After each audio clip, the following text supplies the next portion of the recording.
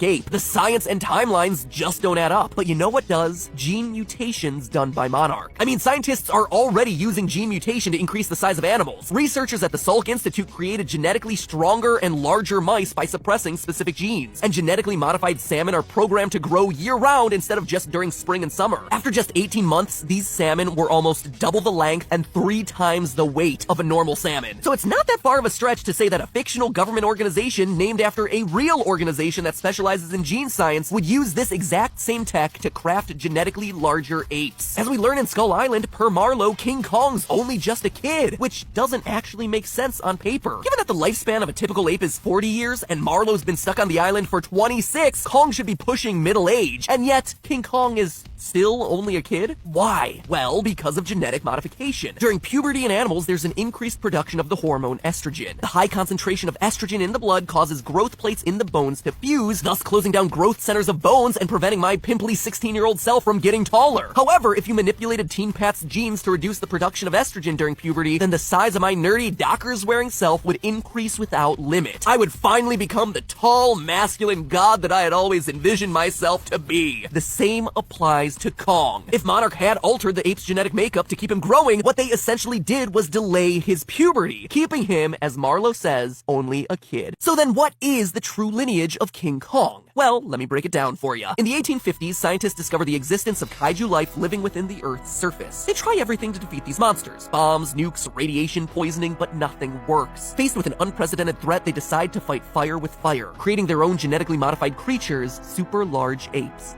After creating these apes, they ship them off to an isolated island. An island, per their research, that may be a hot spot for kaiju life. They wait for over 60 years for their apes to grow and evolve on that island. But in the 1970s, as their money and influence dwindles, Monarch has no choice but to prove to the government that their